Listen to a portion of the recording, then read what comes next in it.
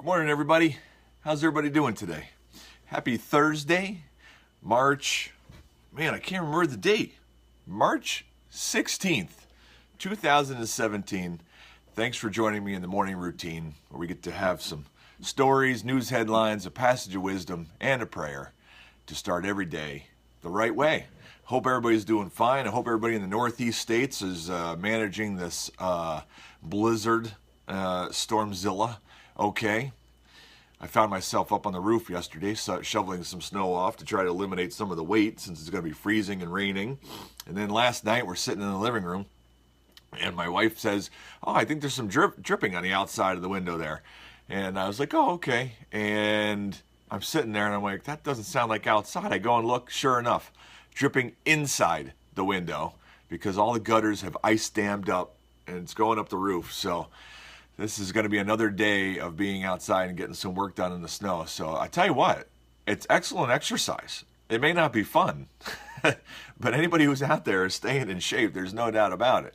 So, but anyways, hey, so exciting news today. Very exciting. I feel like Crazy Eddie. Does anybody who's my age or older knows who Crazy Eddie is? He used to do these commercials. Going insane. But anyways, all you young guys have no idea what I'm talking about. So, but it is 2-month anniversary today, guys. We have been together on the morning routine now, for those who started right from the beginning, for 2 months today. How you like that? I woke up one day and I'm like, that's it. I'm going to start it today. And I'm going to go for a week and a month. And now here we go. And now we're just going to keep on trucking. And I was thinking about yesterday's passage of wisdom was talking about how we adapt our language to communicate to people instead of expecting them to come to us. And I was taking that to heart. And so now the morning routine, as you know, is live on Facebook every morning. It is then rebroadcast. It's recorded and on YouTube, so you can subscribe on YouTube channel if you're getting away from Facebook, which some people are. Now the audio is on SoundCloud if you have a SoundCloud app. And as soon as I get the artwork done here, because as you saw the other day, I put a post. I'm trying to figure out a logo for this for our routine together. It's going to be on iTunes and Stitcher, so you can do a podcast if you'd like to listen to it in your car instead of listen to the Facebook post or something like that. So listen, if we're here together, right, why not grow our community and all hang out together and share the morning?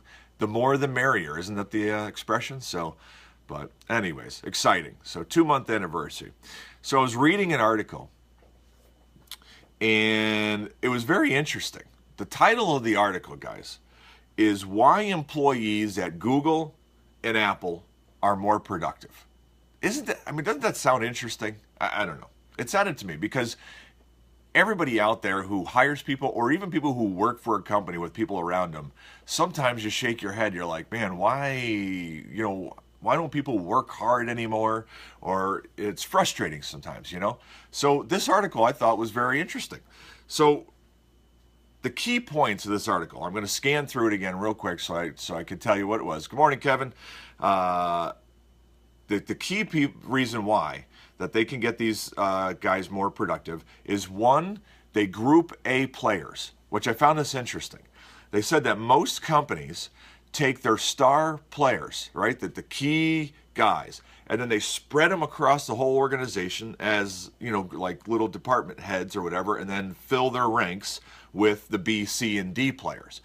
What these guys do is they figure out what is mission critical, the most important thing to make the company move that year towards the goal. And they take all of their A players and group them together. Good morning, Irene. And so now they have a team of highly motivated, highly efficient, highly productive people working together, which is like, a 10-time multiplier, some kind of a multiplier on their efforts. I thought that was fascinating because it is so different than how most companies do it.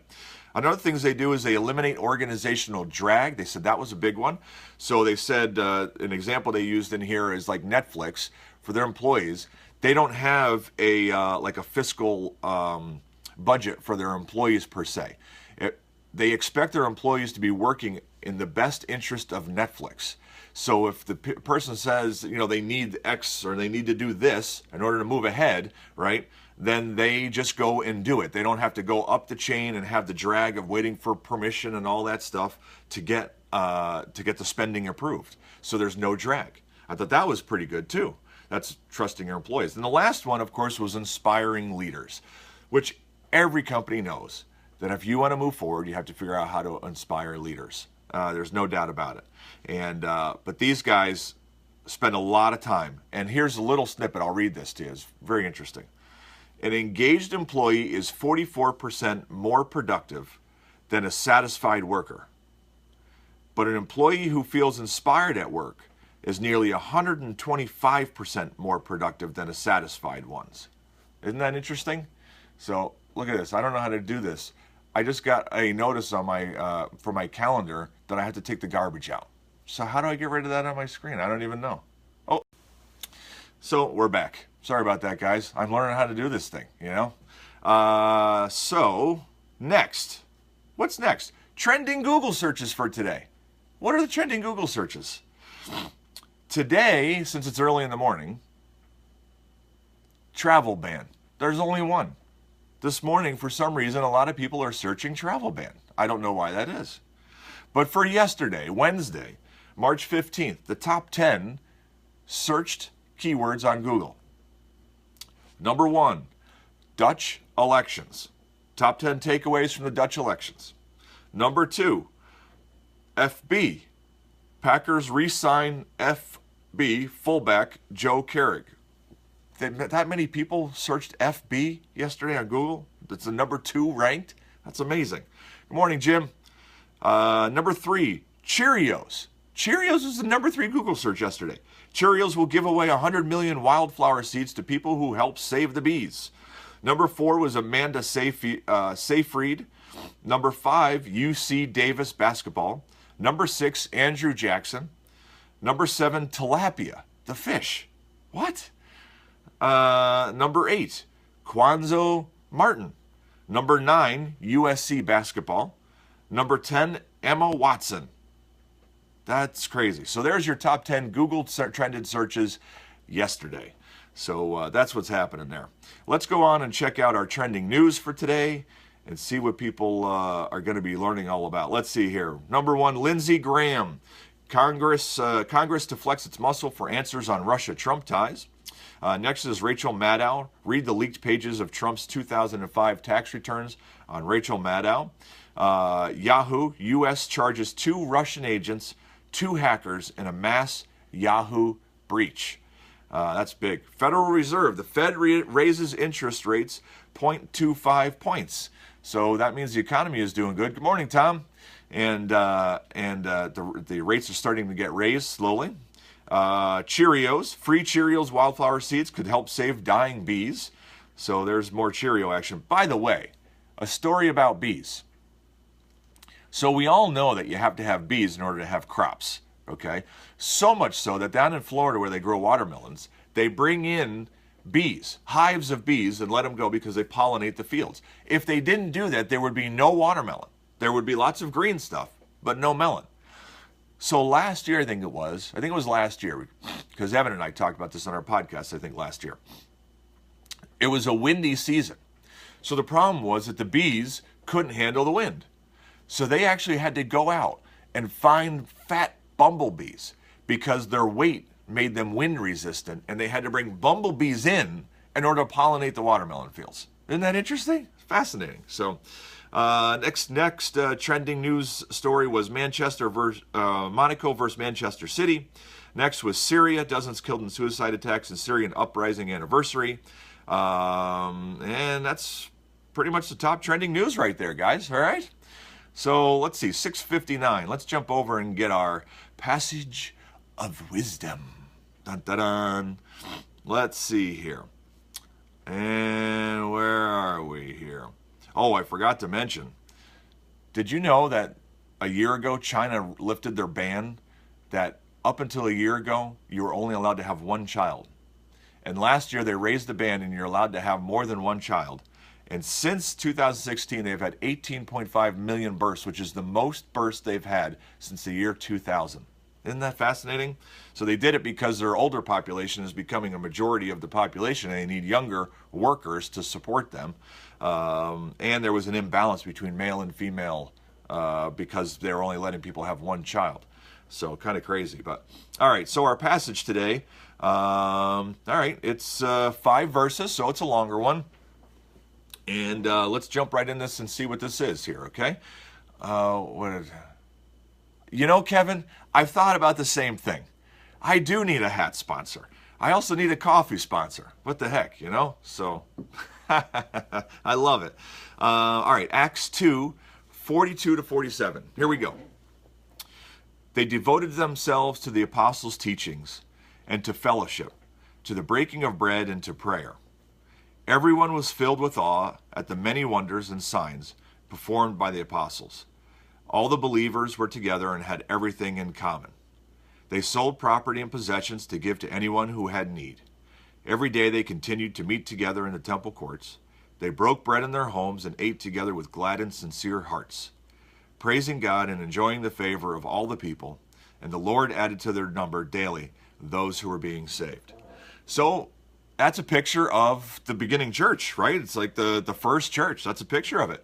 So I read that and I'm like, yeah, that's not the church that I go to, right? I don't think anybody goes to a church like this anymore, right? I mean, they were, let's see, teaching and fellowship. They devoted themselves to the apostles' prayer, to the breaking of bread into prayer. Everyone was filled with awe, the many wonders and signs. All the believers were together and had everything in common. Is that your church? Is everybody in common, right? I mean, maybe some things, but not everything, right? They sold property and possessions to give to anyone who had need. That's pretty common, right? People sell things. They don't sell everything, right? That's different, the beginning church, than it is today. But they are giving, I would say. But people are giving outside the church too. So this is an interesting picture of the church. I would encourage you to look this up again, Acts 2, 42 to 47, and read this again and take another look at it. Because it is an interesting picture of the church. And I would tell you that the wisdom in this is the passion of the group. This kind of goes back to what we were talking about Google and Apple and why their workers are more productive. Because you take the A-team players and put them together, which is the beginning church started with an A-team, and they were passionate. And, you know, I've heard somebody said that, you know, I can't remember how they said it, but it was something like, if you lit yourself on fire, everybody would come and watch you burn. I think it was in a movie or something like that, you know? But everybody loves passion.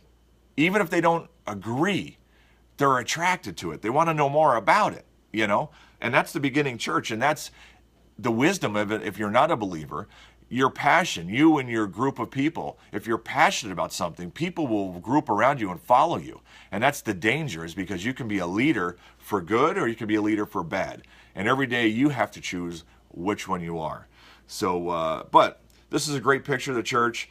It's something that we can be inspired by, you know, that they spent so much time learning and growing in the Word and spending time together and put other people's needs before it. I mean, that's what the picture of loving one another is putting other people before what are the possessions that you own, right? So, great picture today. So, all right, 7:03, guys. And why don't we pray? Why don't we get this Thursday off and rolling, okay? Father, we thank you. We thank you for sending your Son and starting the church right here in person. You felt what it was felt like to be rejected. You felt what it was felt like to be accepted. You accepted everybody, the sinners and the saints, and you loved everybody equally.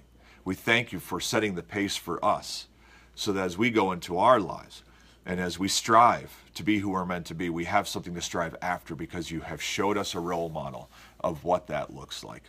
Father, be with us today as we go out. If we're out fighting the storm in the Northeast again and shoveling snow, keep us safe and protect us as we do that. And as we go on into the workplace, again, help us love one another. Help us be a picture of what the church really should look like, which is filled with grace and love, and not all the negative connotations that somehow have creeped in over time. So we love you and we thank you. Amen. All right, guys, Well, that's a wrap. Hey, good morning, David. You made it just in time for prayer. Perfect. So, but I hope everybody has a wonderful day. And we'll see you here tomorrow. And remember, be who you were meant to be. Have a great day.